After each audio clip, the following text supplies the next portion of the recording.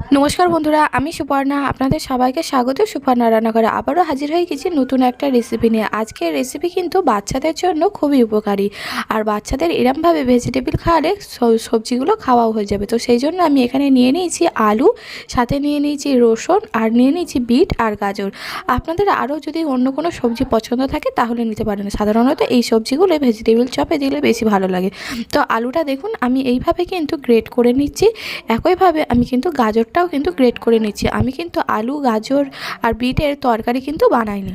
তো দেখুন গাজরটাও কিন্তু আমি গ্রেট করে নিয়েছি। তারপর এখানে ছোট ছোট রসুন ছিল, রসুনটাও কিন্তু গ্রেট করে নিয়েছি। আমি কিন্তু এখানে কোনো কাঁচা লঙ্কা বা শুকনো লঙ্কা ব্যবহার করব না, অল্প একটু লাস্টে ব্যবহার করব। যেহেতু বাচ্চারা খাবে তাই লঙ্কা আমি এখানে ব্যবহার করছি না। কিন্তু আপনারা যদি ঝাল পছন্দ করেন তাহলে আপনাদের পছন্দ মতো ঝালটা ব্যবহার করতে পারেন। তো দেখুন বন্ধুরা, আলু, গাজর, বিট সমস্ত কিছু গ্রেট করা হয়ে গেছে। তো আলুটা কিন্তু আমি জল দিয়ে ধুয়ে নিয়েছি গ্রেট করার পরে, না হলে আলুটা কালো হয়ে যাবে। তো আলুটা গ্রেট করার পরে তার মধ্যে আমি কিন্তু দিয়ে দিয়েছি গাজর, তারপরে দিয়ে দিলাম বিট, আর তারপরে দিয়ে দিচ্ছি এখানে রসুন কুচি দিয়ে এবার এর মধ্যে আমি দিয়ে দিচ্ছি কিছুটা পরিমাণে ছোলার ছাতু দিয়ে আমি কিন্তু মাখিয়ে নেব। প্রথমেই আমি বলেছি গাজর, বিট, আলু সেদ্ধও করব না অথবা তরকারিও করব না।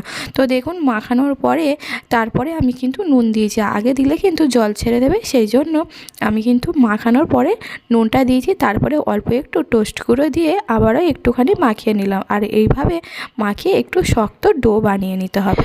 তো দেখুন বন্ধুরা, শক্ত ডো কিন্তু হয়ে গেছে, আর এইভাবে আমি ভেজিটেবল চপের আকারে করে নিচ্ছি। আপনারা আপনাদের পছন্দ মতো চপের আকারটা দিয়ে দেবেন।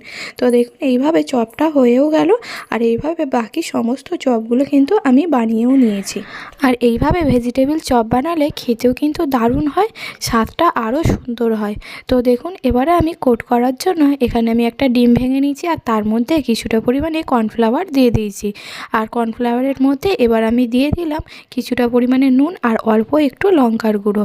আমি কিন্তু এই প্রথমেই লঙ্কার গুঁড়োটা ব্যবহার করছি।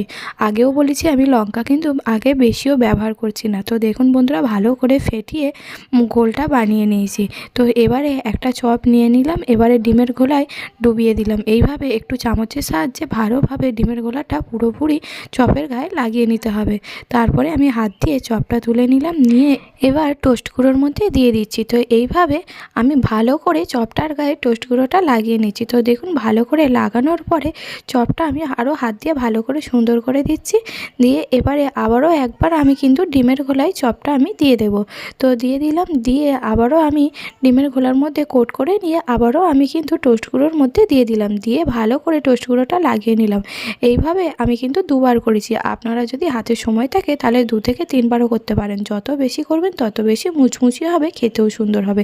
তো সমস্ত চপ ওই একইভাবে আমি ভালো করে বানিয়ে নিয়েছি। এবার কড়াতে তেল গরম করে নিয়েছি, তেলের মধ্যে আমি দিয়ে দিয়েছি। তেলটা কিন্তু মিডিয়াম আঁচে রাখতে হবে। খুব বেশি গরম তেল হলে কিন্তু ভেতরের সবজিগুলো যেহেতু কাঁচা, সেই জন্য একটু সেদ্ধ হতে সময় লাগবে। তো সেই জন্য আমি কিন্তু মিডিয়াম আঁচে এই তেলটা ভালো করে দিয়ে ভেজে নিয়েছি। তারপরে আর কি সস, পেঁয়াজ কুচি, টমেটো কুচি সাথে নিয়ে নিয়েছি। রেসিপিটি ভালো লাগলে লাইক, শেয়ার, কমেন্ট করবেন। চ্যানেলে নতুন হলে চ্যানেলটি সাবস্ক্রাইব করে পাশে থাকার অনুরোধ রইল। আবারও দেখা হবে পরের দিন নতুন কোনো রান্না নিয়ে।